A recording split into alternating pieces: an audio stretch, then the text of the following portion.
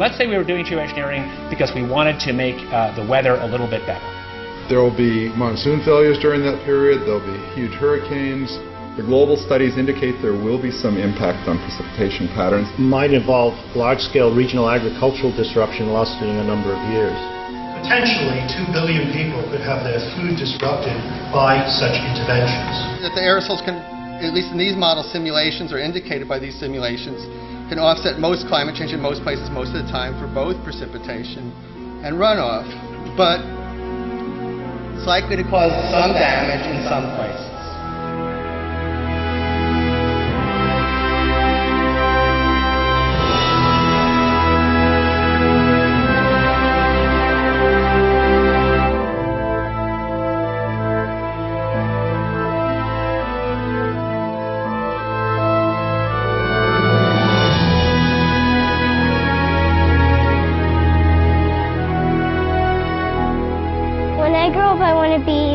Artist or teacher. I want to grow up in a world where there's lots of nature. I love nature. How can I look my children in the eyes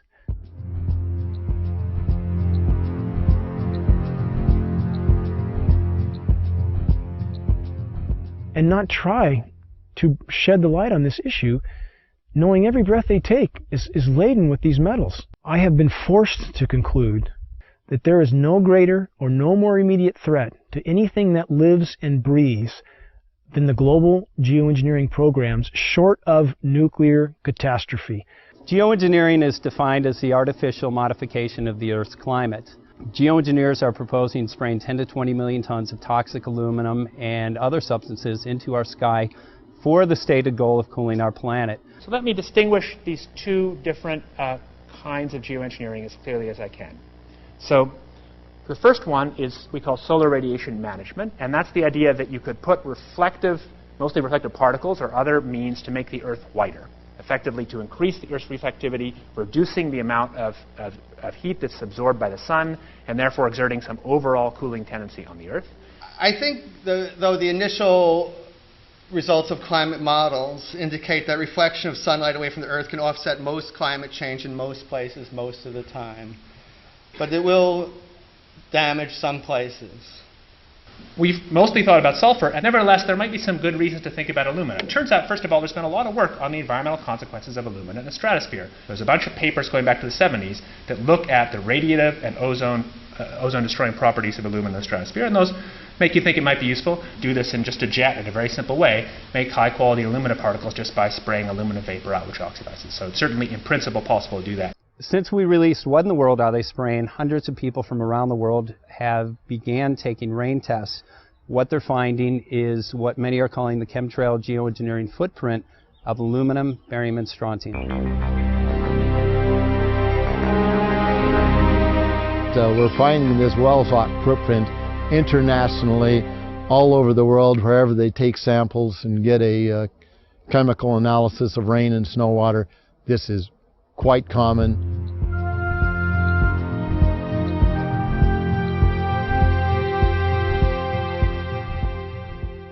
Wherever you see the jet chemtrails go over, you're going to get aluminum, barium, strontium coming down on you. Why would we not believe it's happening when what we see in the sky matches exactly the expressed goal of numerous geoengineering patents, about 160 or more? Why would we not believe this is happening when every element showing up in the rain tests are the primary elements named in those geoengineering patents? Why would we not believe this is happening when we have escalating levels in very short time frames, as short as 5 years? We see rain levels of aluminum, for example, escalating as much as 50,000%. California air quality studies do not show these metals migrating from China, and it's of recent origin, so this bombardment of heavy metals that's raining down on us is coming from somewhere. Why would we not believe geoengineering is occurring when the weather patterns are so altered here in exactly the manner stated by geoengineers and reports on the consequences for geoengineering, which are diminished rainfall, which are increased ozone destruction? We have a massive ozone hole in the northern hemisphere now. Should aluminum be in the soil in the rain? And yes, it should be in the soil. It's naturally there. Always was there. And should it be in the rain? Well, absolutely not. But the standard reply has been your samples are contaminated. But since we are getting samples now that show 0 aluminum, and we're getting lots of barium and strontium and 0 aluminum, so that just proves that if there was dirt in our samples of some sort, dust blown up from the ground, we should get some aluminum in some detectable quantity.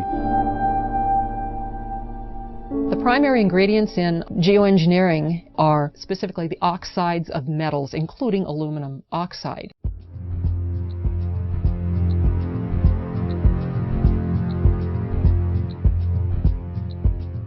This is devastating to plants, totally devastating. The trees are dying. Why? Approximately 2 years ago, I rode in the back, and you can ride in the back of my place for miles. You can go all the way through the woods, you know, creeks and everything, and it was, I say was, gorgeous. And the day before yesterday, I took a ride, and I rode in the back, and what I found was total devastation. As I pointed out before, Michael, we're seeing, as in this example here, very hardy native plants completely flash out dead. That looks like it's been hit with some kind of a chemical. And we've only seen this in the last couple of years. And there's another one there, back over there. We're seeing mature madrone trees, which are 70, 80 feet high, flash out dead, just like this. USDA refuses to investigate it. The pH typically around here should be about 5.6. Well, since the contrailing got heavy, I watched the pH here in these forests, well, go up, I guess would be the word. From 5.6, it went about 20 times more alkaline. Very big red flag of fallout from these materials are pH changes to the forest floor. We have very extensive studies from the U.S. Department of Agriculture on the soils in our region, and those soils have changed in 5 to 6 years. The pHs have changed in this area as much as 10 to 12 times toward alkaline in 5 to 6 years. I've personally been in the forest testing with USDA soil scientists who just scratched their heads and seem to have no explanation for incredibly profound changes in pH, which is affecting the ecosystem here tremendously. Aluminum buffer action, aluminum hydroxide is what we think it is, plus the barium carbonate, strontium titanate, strontium oxides, barium oxides, probably some aluminum oxides in there, that this has apparently driven our acid soils about 20 times more alkaline to about 6.8. There are simply too many dots here that connect. Our skies are almost never blue anymore. That is a named consequence of geoengineering. The amount of lost sunshine hitting the planet right now is beyond belief. If people look up the term global dimming, they will see that fully 20% of the sun's rays that reached the planet several decades ago are no longer reaching the planet. I mean, that's a profound change that few people even know is occurring. And you have very visible occurrences in the sky from the aircraft, a very visible sun-blocking, expanding, dingy trails that are exactly what geoengineering patents describe. Heavy aluminum, I'm talking like in the 40s and 50s up to 3, 4, 5,000. That's still common. Barium, strontium to somewhere 40 or 50 to, again, about 2,000 or 3,000. Same for both barium and strontium. Where is this mountain of metal coming from? Why is asthma, ADD, Alzheimer's, autism, all elements related in many studies to aluminum or particulate inhalation? Why are these ailments going off the charts with no apparent explanation? Why has respiratory mortality in the continental United States gone from 8th on the list to 3rd in 6 years? And no one seems to ask any questions. Why every other person has asthma now? Why every other commercial on TV is an allergy medication? And again, when David Keith, the world's most recognized geoengineer, was asked on the record, had there been any studies done as to the consequences of dumping 20 million tons of aluminum in the atmosphere, his answer was patently no. While geoengineers claim that their models are to cool the planet, a number of studies now are arising that indicate, yes, temporarily there will be regionally cooling as these particulates reflect the sun. However, they actually at night act as a blanket and will warm the planet. So the question now remains, why in the world are they spraying? One of the things that geoengineering is about when you're environmentally doing something with the atmosphere is that you can be engaged in weather modification. Historically, weather modification in the United States began to be looked upon in the 1940s as something that people would want to do.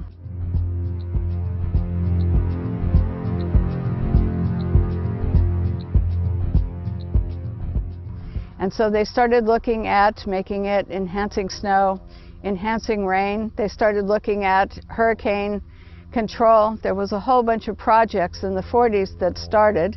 One was Project Storm Fury, which turned into a disaster when they tried to modify a hurricane. I'm Mark McCandlish.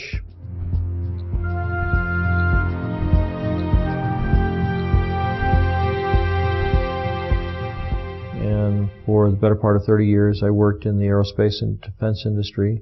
I had a secret clearance twice during my career. Some of the technology that I saw or participated in the creation of tends to play a role in some of the things that are used to control the weather. The very distribution process is being employed in the aerosol campaign, manipulating the weather, crops, taking over the food production or controlling the food production, the military applications. The process evolved when they realized in the 1800s that you can put things into the environment that will influence the uptake of moisture and where it drops out of the atmosphere again. My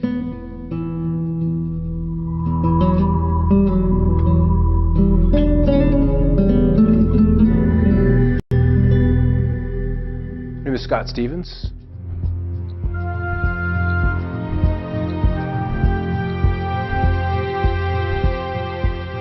I was a television weatherman for 20 years. These chemtrails are absolutely required to impact whatever weather event they were designing. And the trails were an absolute necessary ingredient for them to achieve their weather modification goals. So we're finding the aerosols, the metal particulates, all of those can be used and leveraged to create weather events that are several standard deviations or outside what would be typically normal. When the geoengineering really got underway with the Russians in the mid-70s, we ended up with snow in Miami. We ended up with frost deep into Mexico. The bizarreness of the weather really exploded on the scene when weather engineering got going in the mid-70s. The Dakotas, in winter, they recorded a temperature of almost 100 degrees, 94 degrees. It broke the former record by 32 degrees. There's very profound things that people don't notice. Blue skies almost never. We almost never have dew on the ground. That's a known consequence of geoengineering if they did it, which they appear to be. It sucks the moisture out of the atmosphere. It doesn't descend, doesn't form dew. We have massive temperature disruptions. People are starting to wonder, why is it 80 degrees one day and then snowing the next day at 50 degrees or 45 degrees and then back up to 80 the day after that? When you push and pull the climate with these manipulation programs, of which there's a mountain of data to corroborate their existence, then you start to have massive fluctuations in the system. And we saw in March in the continental U.S. there were 15,232 temperature records broken. That's profound. Some of the daytime highs, the former records were broken by as much as 32 degrees. Don't people wonder what in the world is going on? Whether they want to make it snow at 45, 46, 47 degrees. I remember when 38, 39 was a big deal. Those kind of snowfalls in the upper 30s. And now that's been pushed into the 40s. There's a patent called ice nucleation for weather modification. This is a patent from NASA. It can be found online in its full form. This patent is for the creation of artificial snowstorms from what would have been rainstorms. However preposterous this sounds to people, if they look up Chinese create snowstorms, they will find a long list of articles where the Chinese Bureau of Weather Modification openly admitted that they were creating snowstorms until they did $1 billion worth of damage in Beijing. So my question would be, if the Chinese can do this, and NASA has a patent for the same purpose, why would we believe snow events here are natural when it's snowing now regularly at 45 degrees, sometimes 50 degrees, heavy, wet, concrete snow that's full of aluminum, full of barium, full of strontium? Consider the ice pack in their first aid kit that can sit dormant at room temperature for decades until the chemicals are mixed together, at which time it creates ice. As an on-air meteorologist, I had a responsibility to my audience. There were storms that were not behaving as they were modeled or they historically would have responded. If you can control where moisture is collected and where it's dropped, so to speak, in the form of rain or any other kind of precipitation, then you can really, you can do everything. You can steer the weather system. If you want to be able to manipulate the weather, one of the things we know about the materials that are being used in the aerosols, we've seen everything from aluminum oxide, barium salts, strontium, copper sulfate, potassium iodide, a number of different kinds of things, each of which have different levels of reactivity with the moisture in the air. Some, like aluminum oxide, tends to sequester the moisture. The aluminum oxide nanoparticles, which are microscopically fine and uniform in size, attract the humidity, the moisture in the air, and it basically forms like a nucleation process where the moisture condenses on these particles. With cloud seeding, the cooling will be achieved by making clouds reflect a bit more sunlight back to space than they would otherwise, and less sunlight reaching the surface would tend to cool the planet. These aerosol particles act as something called cloud condensation nuclei, and these are sites where these particles act as sites where cloud drops can form. Well, the one thing that we know has happened is because these are nanoparticles and they float like mad with a little bit of moisture added to them, they go over the Continental Divide and they dump all of California's rain into the Mississippi Valley, which is the reason they're having floods and tornadoes and fierce storms and odd weather back east. The effect here in California is drought. Now then, if you hit that area of the sky with a beam of a particular kind of radiation, and you can heat those particles up, just like heating up, your cup of coffee in the microwave, these particles begin to vibrate and resonate if you use the right frequency of RF energy, that they then heat the surrounding air, and they will take all of that air and the moisture that's in it to a higher altitude where it's much colder, and it'll condense and then become a low pressure system. Well, there's a couple of locations where they tend to be very interested in leaving their trails. The big one and the surprising one for me is under areas of high pressure, where you would expect to see the blue skies, the dry conditions. Those are prime targets for trailing. A couple of reasons. High pressure is stable. It's relatively still. We've got the clockwise flow around it. And if you accentuate the high, and so it's very easy to add those particulates of aluminum, barium, and whatever else they want to put in there. And as you add heat to that, those particulates then radiate the heat into the atmosphere, and it warms. What does a warming atmosphere do? Boom, it expands. So that's one way. It's a very simple way, but it's very apparent, because under the high pressure, it's supposed to be quiet. It's supposed to be still. It's supposed to be blue, and we're not seeing that. Then as the storm approaches, the high begins to recede, and then they're running the flights back and forth, back and forth, back and forth, and literally seeding the leading edges of the cirrus.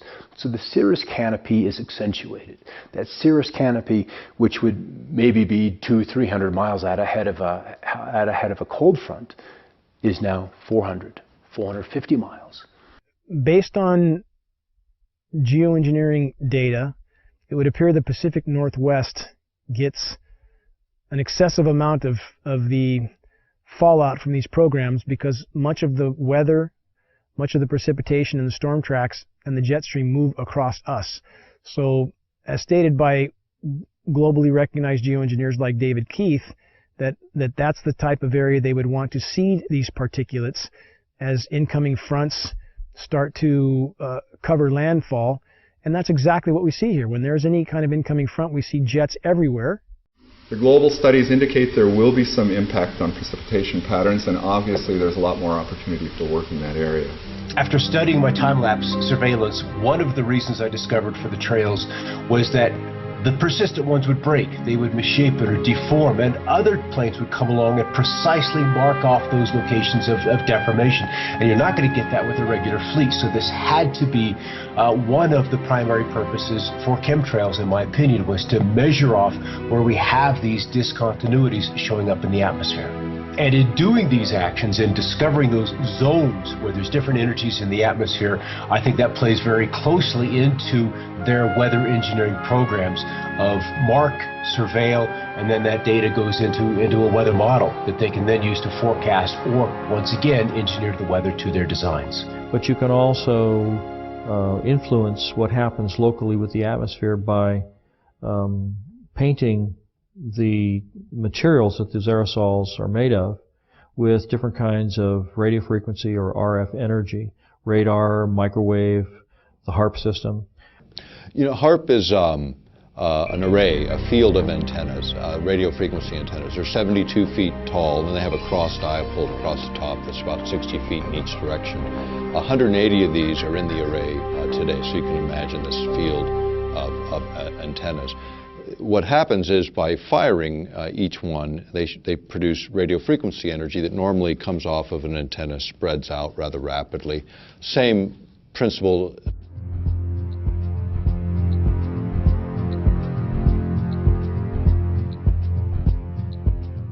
Principles in physics would be like a flashlight shining on a wall. You know, you start with a narrow beam, and by the time you hit the wall, you've got a wide beam. The idea with HARP is to get it to focus or concentrate that radio frequency energy so it doesn't spread out, so you can hold it tighter together and then manipulate it in very specific ways.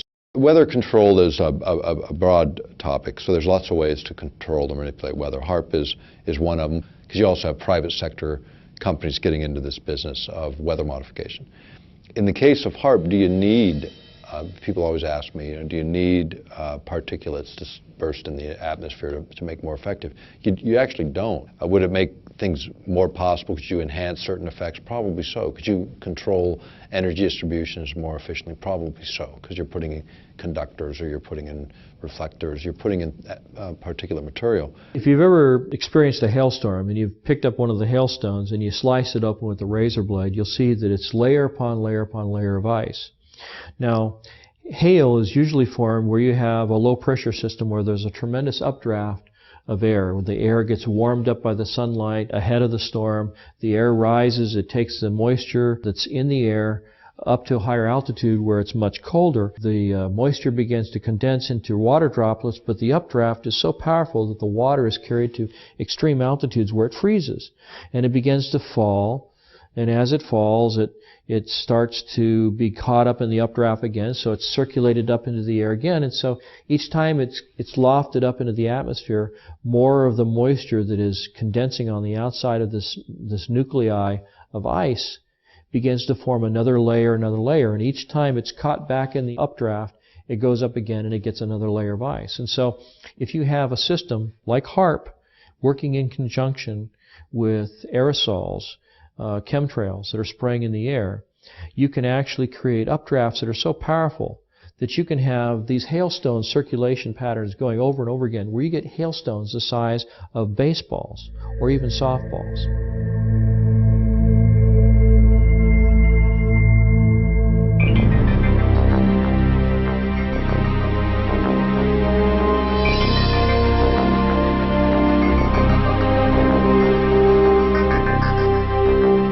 Weather has always been a strategic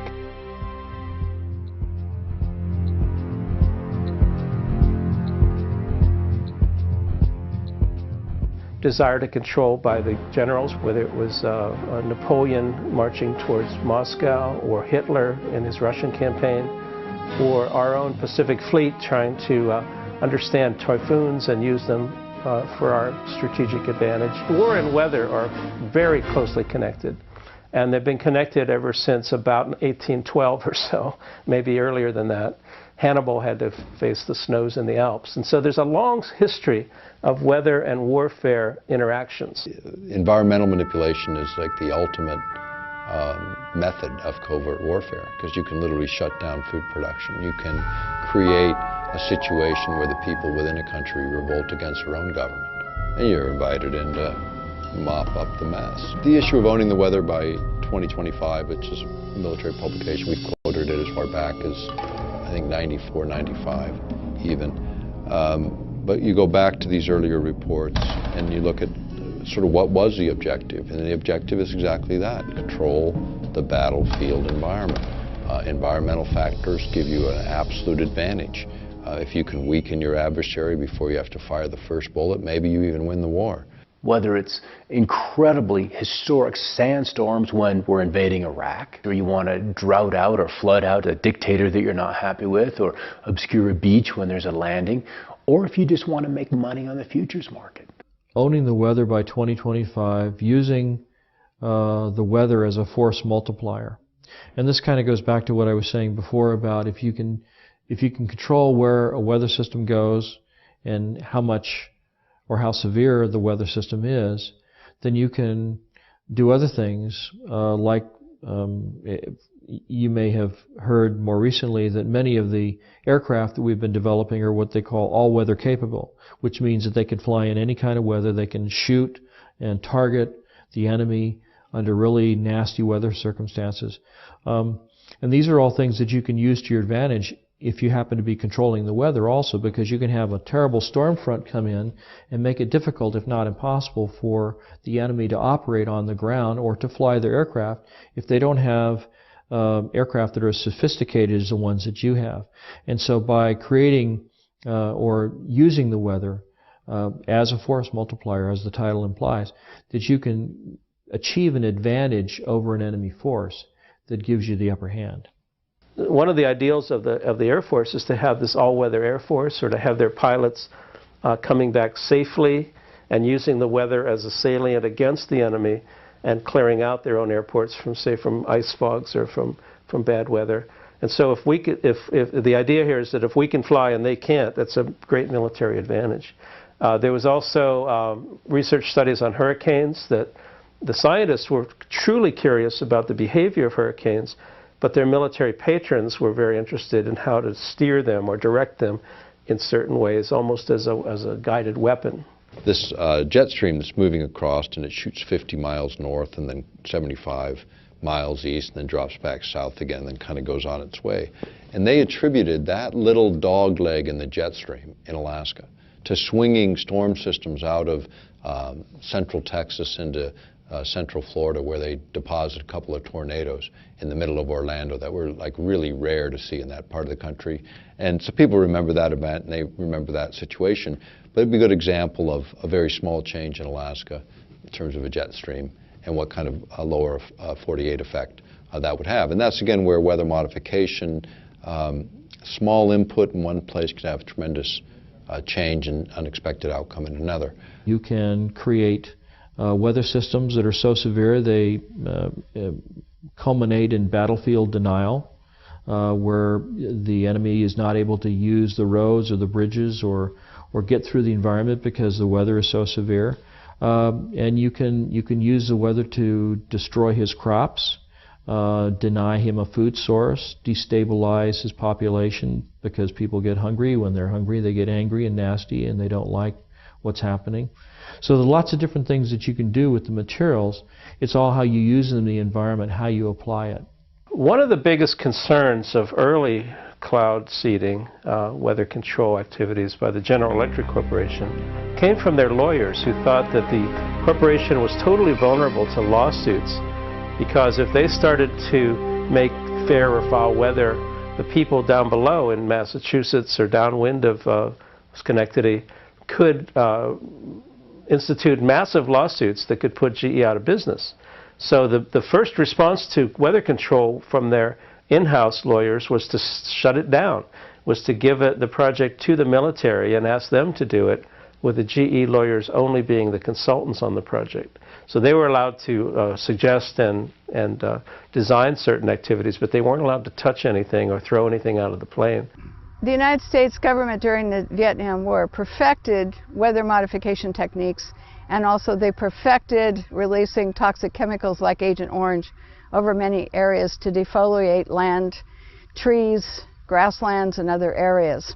But this is technology that does come up, and it comes up when you see that the technology is advanced far enough to where the practicality of utilizing it in the battlefield environment and the temptation by administrations. I mean, the best covert war is using the environment itself against your adversary. It was a military moment, and it was actually from pretty recent history. And this was the U.S. military thinking that they might be able to control the monsoon over Vietnam during that conflict. And so only a handful of top-level military advisors and the president were informed that they were going to try to make it rain over the Ho Chi Minh Trail and try to have some military advantage by doing this kind of intervention. When you start talking about manipulating the environment, we have treaties that go back to the mid-70s that forbid this, number one, as weapons of war. So the perfection of weather modification took place, but it became apparent that using weather modification for wartime purposes was not acceptable to the United States government and other nations of the world. So therefore, the NMOD Treaty came into being and was signed by the United States government after passing Congress. The reason it was signed and implemented was because it would ban warfare, weather modification techniques and use during times of war. Almost all of our treaties that we've signed, including the non-proliferation, counter-proliferation treaties, chemical treaties, the ones that were signed recently, last few years, back maybe a decade now, I guess time goes. But they had domestic exemptions, and so does the environmental treaty, where you can do whatever you want in your own territorial boundaries. When you start manipulating weather in one part of the planet, it doesn't look on the ground and say, oh yeah, wait, this is the boundary of a political boundary. It fails to recognize those. So you start to talk about geophysics and manipulating the planet itself, then it's a question of those kinds of exemptions shouldn't even be allowed. Meteorology and the military have a very long history, as I said, and it goes into the strategic advantage that multiplies your traditional force, that is your armament, into using nature to your advantage as well. They want to create a storm in the southeast, then they'll start engineering out over the North Pacific. That's where the trailies will be, because you want to work out several days ahead of time so you have less input, and you multiply that over a couple of days, you can have a big result in 5 days' time. So small input upstream, big result downstream. And one of the rules is always work with what's coming. Don't try to necessarily work against it. You can kill a storm in place. That's easy to do with HAARP. You just change the polarization, you change the ionization of the atmosphere, and the storm will fall apart. It will affect the setting up of the storm tracks, the jet stream, the location of the storms. And so you end up with an intervention on the solar side of things would pretty directly begin to affect the weather patterns. And so climate control, or attempted climate control, and weather control rely on this very large spectrum of intervention. It's also true that if you can forecast climate, you can control a lot of futures markets, and you could know if you had the best information, or if you had some leverage over what the climate system is going to turn out to be, you would be able to invest in advance in all your crop futures and your agricultural activities, and not just agriculture, but weather effects. I think it's something like 80% of the U.S. economy is weather sensitive, and so all kinds of businesses would like to see some weather edge, some advantageous information that they would have. It's absolutely entirely possible to profit from the weather.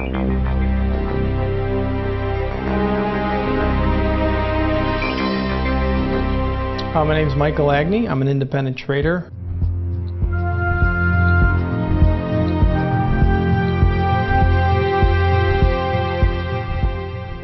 Trading commodities at the CME Group, member of the Chicago Board of Trade, and have traded derivatives and futures cash for over 15 years. Weather derivatives are financial instruments that firms would use to hedge risk concerned with adverse weather conditions. The first weather derivative was originally traded by Enron back in 1997. Weather derivatives started in 1999 at the CME Group. Big utilities, reinsurers to hedge against hurricanes or tornadoes or flooding, some sort of catastrophe, hedging against a cooler summer or a warmer winter. Let's just say I was insuring a product for $5 million, no matter what it was. Let's say if I was a utility company, a farmer, whatever it was. Let's say I had $5 million worth of crop, but I can do derivatives that are worth double that amount, and I can control the effects to where I collect on the insurance that's worth $10 million as opposed to selling the crop for $5 million. Yes, I could definitely profit from that. 2010, 2011, Southern Illinois, Missouri, those we had a high peak of tornadoes and those types of adverse weather conditions definitely raised the price of commodities as well as drove the volatility, which also raises the price of commodities. You're going to make more money if a crop fails. You're creating insurance that's over the price of what your crop is worth, let's say. So if you can control the weather, you control how these products grow. And if you had an insight to how these products were actually seeded and what products you use to actually grow those items, corn, soybeans, and you can control that market, it's unlimited profit potential if you can control the weather. If you want to send, cold into the Midwest, you buy up pipeline capacity, you buy up options on heating and cooling degree days, you buy derivatives off of rainfall. There are mechanisms that you can make hundreds of billions of dollars annually and defray a huge chunk of the cost of this just on the Chicago Mercantile Exchange, playing with derivatives in the weather market. Weather derivatives are basically, you're betting that there's going to be a weather disaster, and you're betting that it's going to occur within a particular time frame in a particular location, and then the money that you put up basically is like a bet. It's like a wager, saying that this incident's going to happen here, and then when it does happen, there's a big payoff. And that big payoff is something that motivates people to continue to participate in this kind of thing and maybe even feed the very process that's causing the bad weather to happen. Particularly if there's a connection between the people that are seeding the clouds and the people that are making investments. This is a new opportunity. It's a new tool for investors.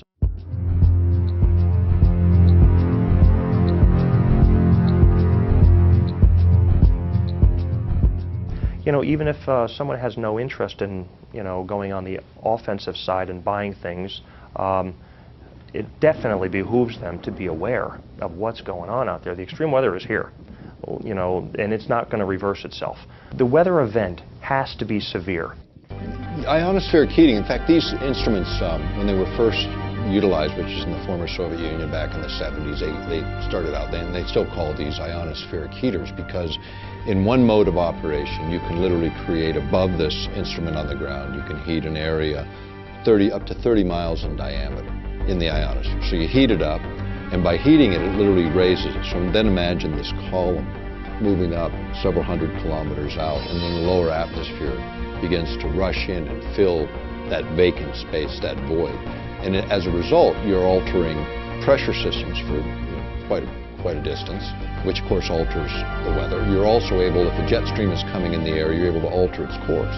And if you alter a jet stream, even a small amount, then the swing factor on the other end, you can move it.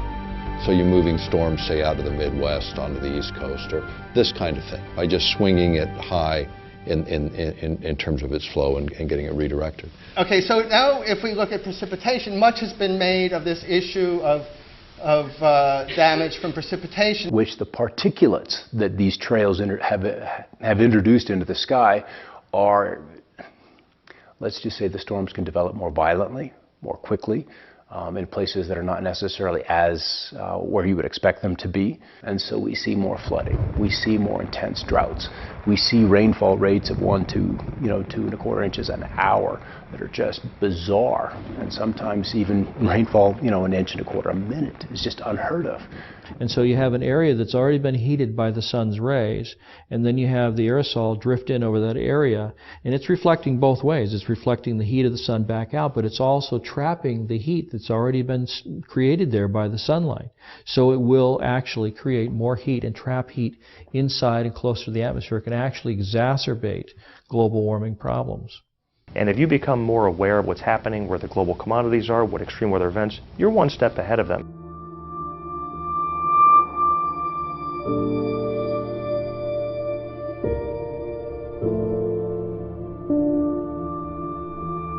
The nature of the risk and our ability to respond to the risk is much greater in the case of the scenario that might involve large-scale regional agricultural disruption lasting a number of years. So the agenda was drought. The agenda was to kill the storm, at least in that one particular spot. You see a tremendous and significant loss of property and crop production. Many times this will cause farms to go out of business, and when farmers go out of business, they usually have to sell, and then if there's somebody waiting in the wings to buy their land and then turn that land over to the production of genetically modified crops, you can see where there would be kind of a strategic advantage there. There's something that happened in the Midwest, and I'm sure everybody's heard about the flooding in the Midwest, and what happened is George Soros and his big corporate monolith went in and started buying up the farmland. So not only is it creating all these stresses, it appears to be a corporate land grab. In other words, when the farmers, the small farmers, go out of business, they're wiped out through these droughts and everything, then the big guys come in, buy up the land. And if you think of Western history, there's a lot of it concerning water rights and even water wars. And so they were shooting about access to water to water your livestock. And now people are thinking, or at least the people who are involved in weather control sometimes think about the river of moisture above our heads. And geez, if we could just tap that. But that too is a water right. That would involve access to people that felt that maybe they had prior rights over it. You're reducing the food security of people through deploying these kinds of approaches that potentially 2 billion people could have their food disrupted by such interventions.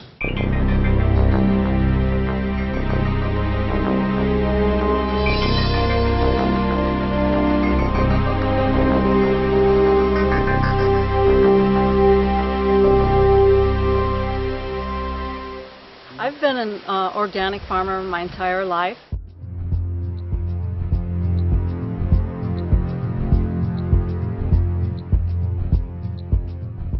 And I've been, in the last 8 years, been certified organic. And so I've been growing food in a way that feels healthy, where I have the most energy. And now it's not so healthy. I want to pass a really nice, healthy soil, rich soil, earth on to the children and have it be fertile. My name is Joel Gil Coca. I've been farming in this land for about 5 years.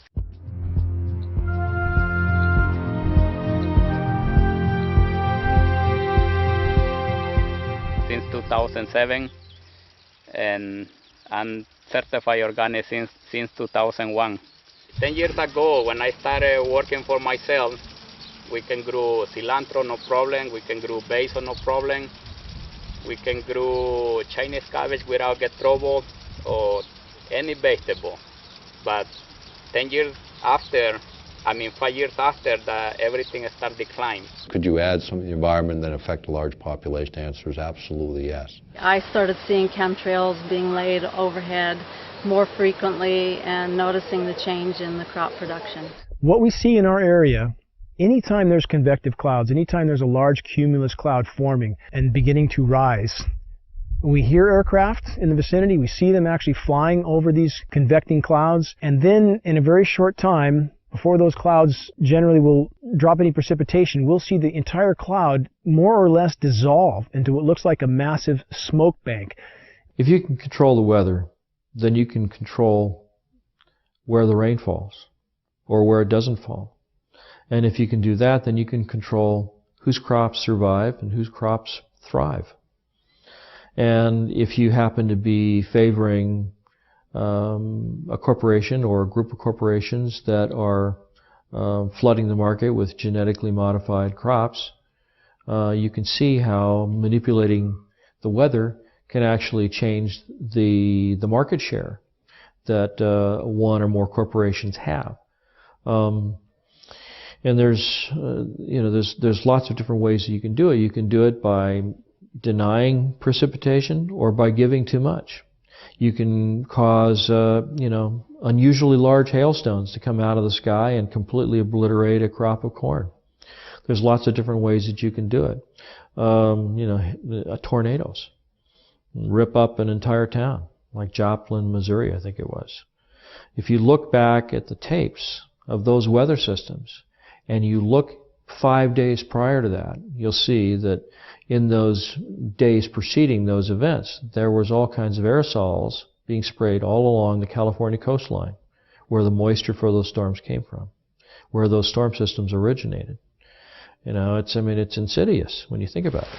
Well, Mike, I've seen since the chemtrails have come, there's a direct correlation with the way the food doesn't look as healthy and vibrant, and less of it, and that concerns me.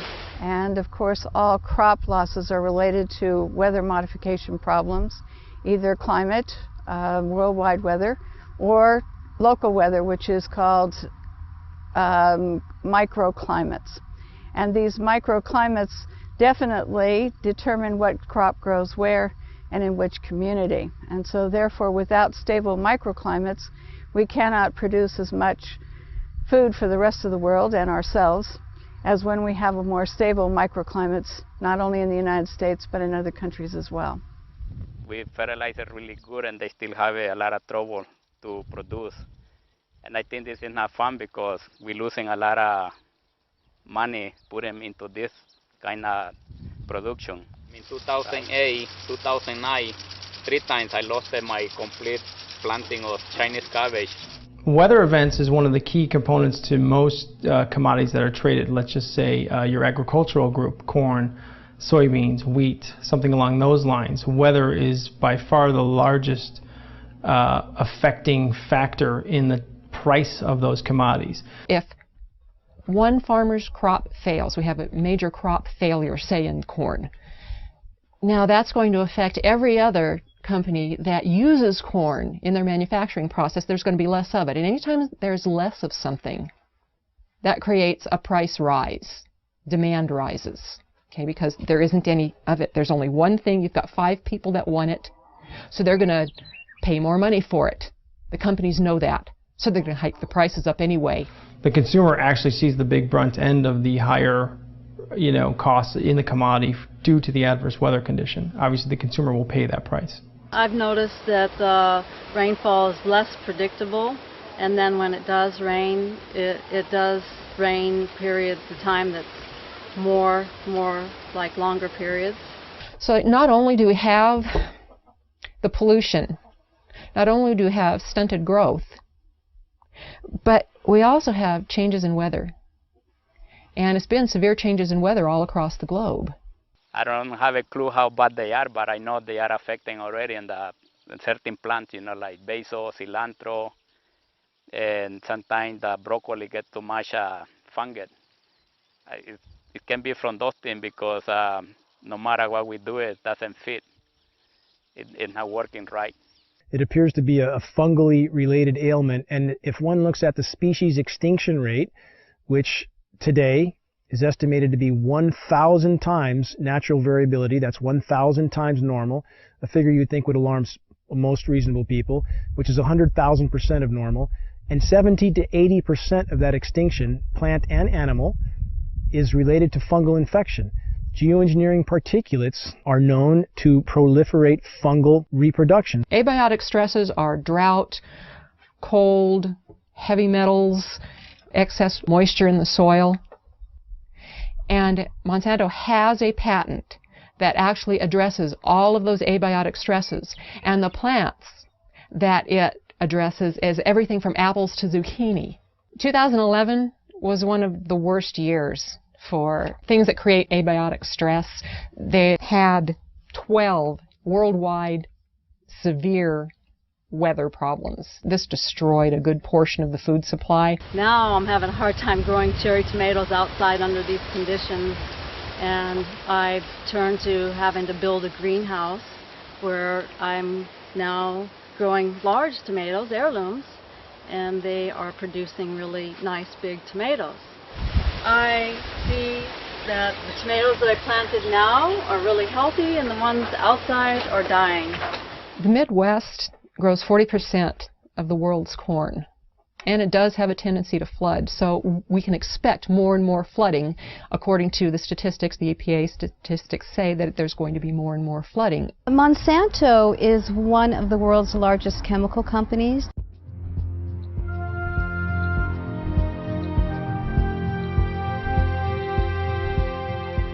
They also own 90% of the seed companies in the world right now, and they are the largest company putting out genetically modified seeds.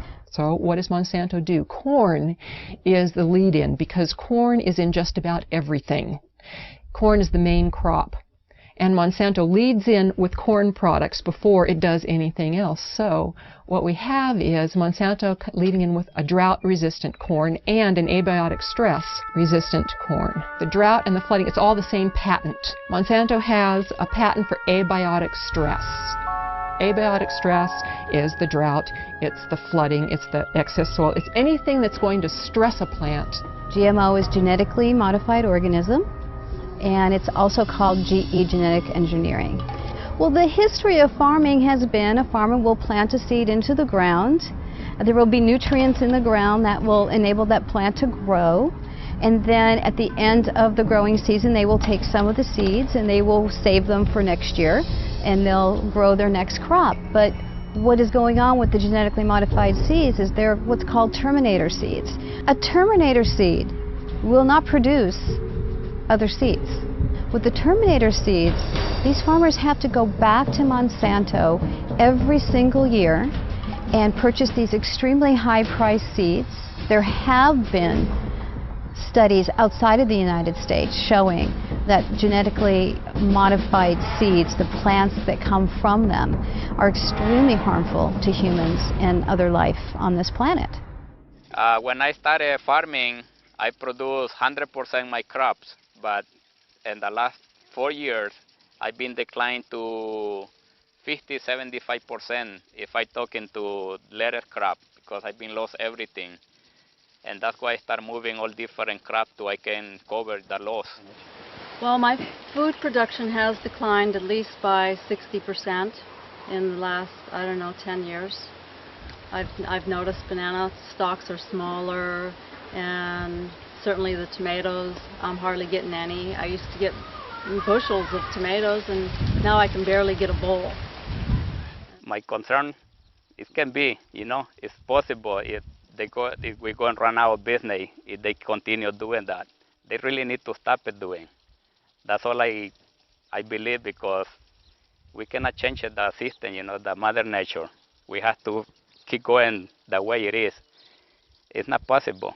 On the other hand, heat stress is going to be one of the things, or thought to be one of the things, that might limit production of crops throughout the tropics. And so there are some questions of trade-offs of, if you think you're going to benefit many people and harm some people, how do you deal with this issue of equity, and what are the options for dealing with that?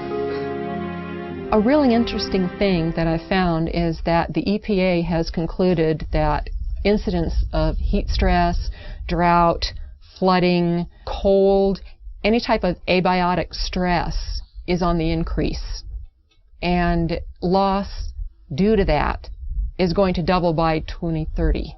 Then you put yourself up as the solution.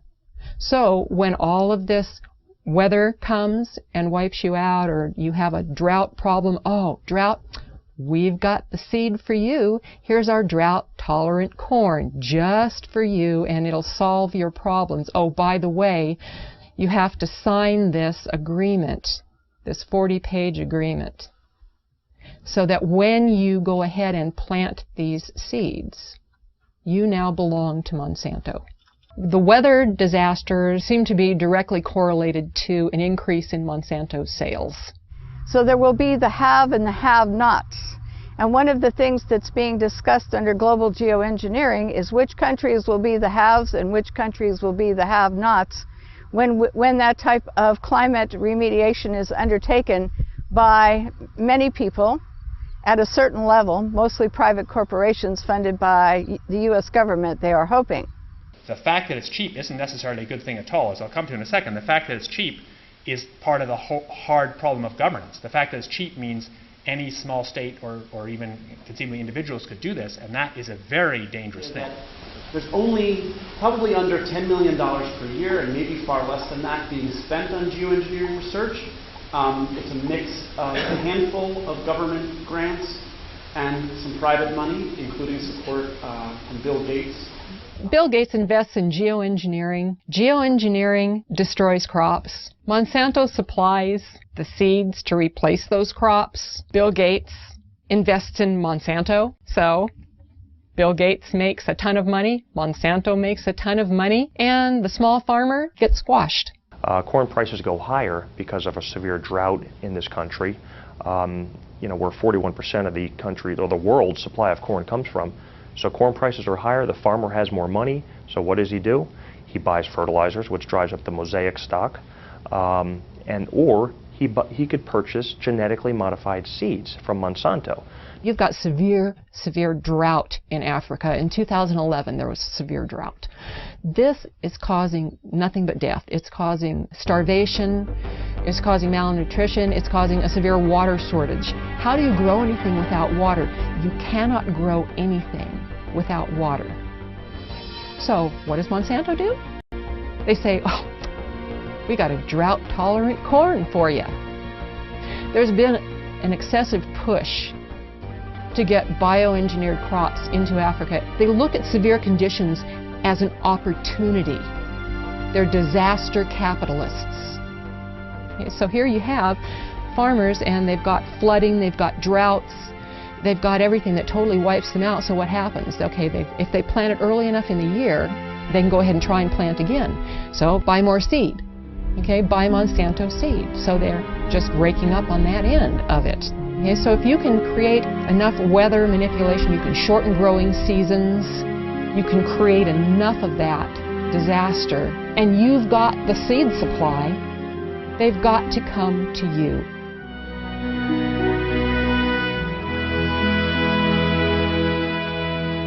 Geoengineers have stated on the record that if global geoengineering was started, it could cause droughts in Asia and Africa.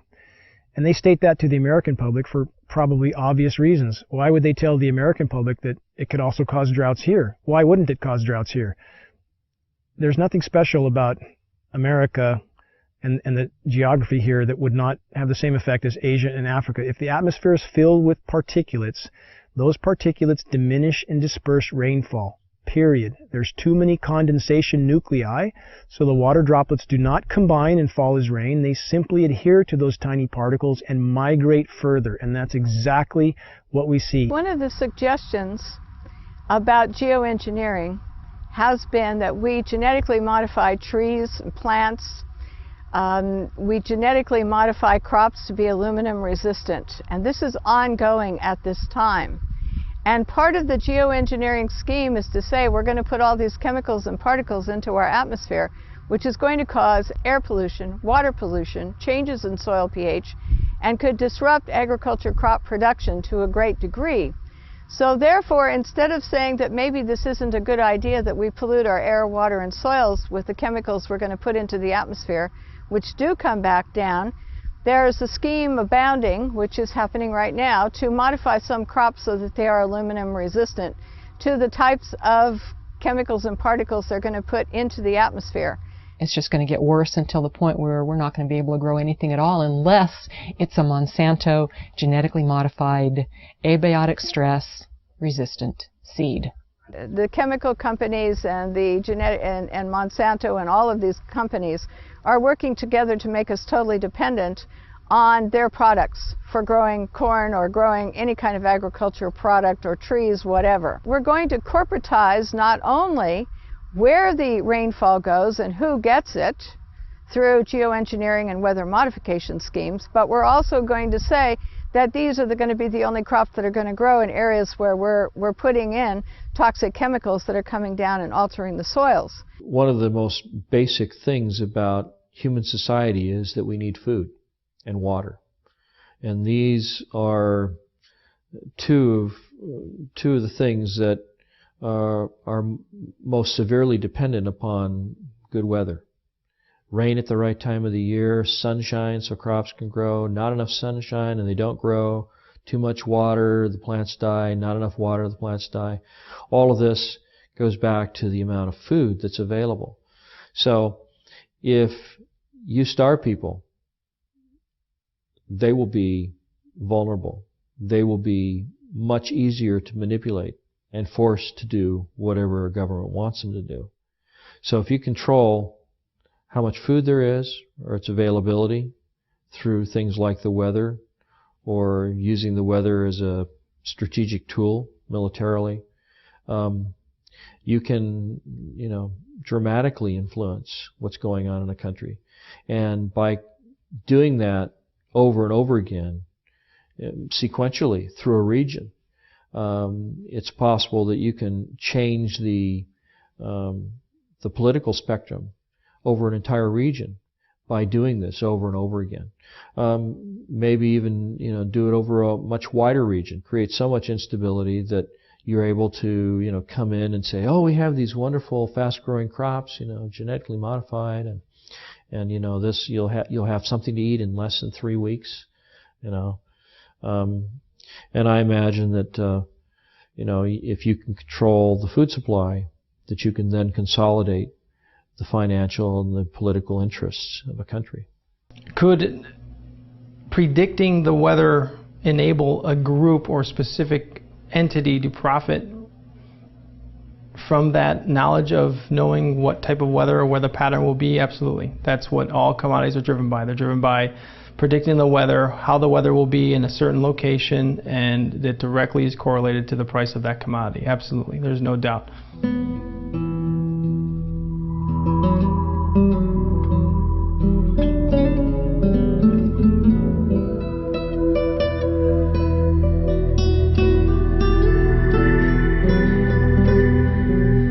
While there are a number of agendas associated with these damaging programs, one thing's for sure: they can be used to control our weather and thus corporatize every natural system on the planet.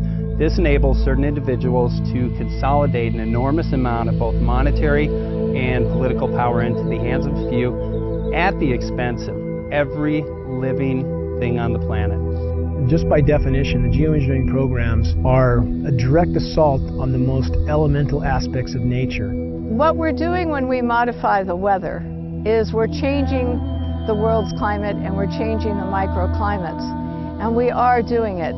There are things we can say for certain. There's a mountain of metal raining down on us. We are certainly breathing that metal. We have documented from the computer modeling some unintended consequences. If such a contamination is present, shouldn't we investigate? Shouldn't local agencies investigate, which they have patently refused to do? There's no question that large-scale climate engineering is untested and dangerous.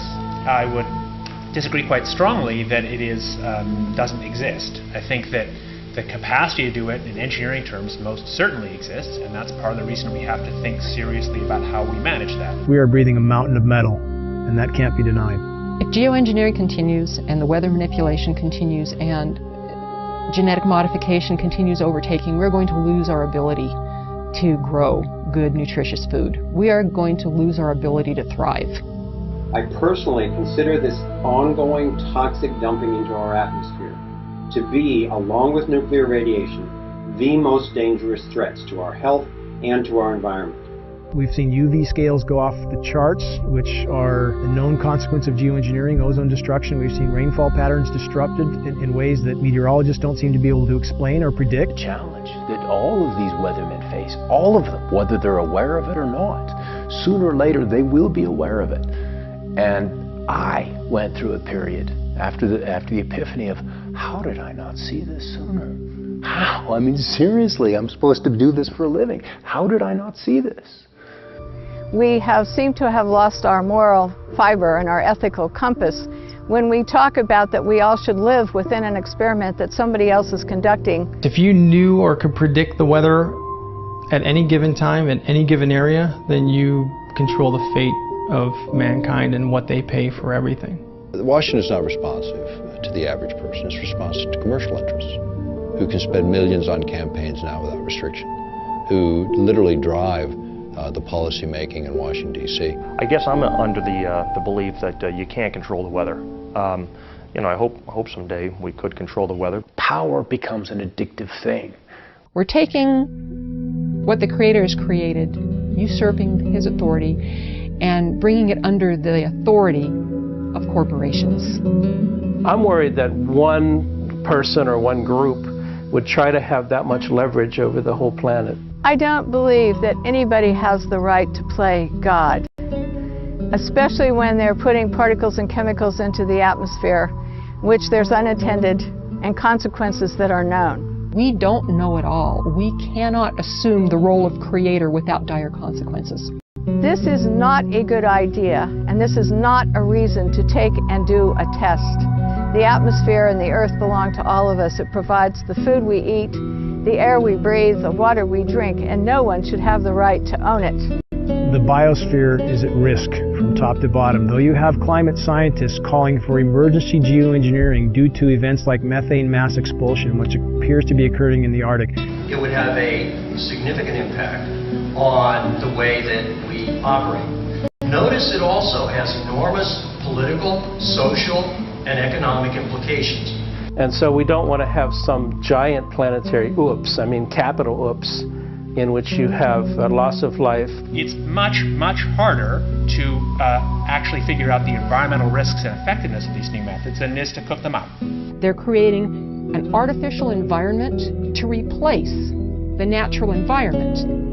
Shredded ozone layer, global drought, toxified soils, poisoned populations.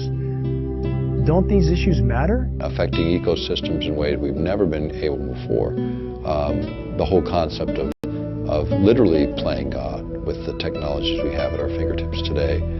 And however the climate changes, wouldn't we be better to let the planet react on its own instead of trying to play God? It doesn't have any benefits to society at all. It doesn't benefit the plant, it doesn't benefit the farmer, it doesn't benefit the environment. It's all about money, and weather is another form of commoditizing, a way the Central Command Group can commoditize another form of our life. The EPA has stated that there is going to be more weather, and they're attesting it to climate change. Well, I agree. It's changing. The weather's changing. Now, the real issue is it natural or is it man-made? And if it's man-made, who's doing it? Is it the geoengineering guys? That's what I believe with geoengineering continues, that whatever changes are happening to the planet, we will exponentially worsen those changes and poison everything in the process. And indeed, with the amount of metal falling on us, that poisoning appears to have been occurring now for quite some time. Why are you spraying that stuff in our sky? It's accumulating massive amounts of wealth in very few hands, and that's what they're trying to do in all aspects of these economies. The money's not worth it. This is my future. I encourage people to get involved in the projects they're interested in, whether it's this one or some other one. To thrive, we need to organize locally, nationally, and globally to expose and stop this practice immediately. Please quit free riding on our future. But do what you can do, and I think that's really the answer for all of this, is recognize that there's a network more powerful than the internet. It's the human race. We are connected in a way that's quite powerful. The fact is, acting on what we know to be right and true, doing something about what we care about, that we can do. Please tell everyone you know about this. Bring this message to community meetings, demonstrations, and other public events. The work we're doing will provide cover for others to come out. And I'm most interested in whistleblowers. Send this film to environmental, farm groups, media groups, ADD, Alzheimer's, asthma groups, and other organizations that would do something if they only knew. Because we deserve a future. And if you control the weather, you're going to control the planet. It's that simple. Some people address this issue in fear. Some people address it in anger. I address this in faith. Faith believing that we collectively, as human beings, as humanity, have the power and the ability to stop these damaging programs.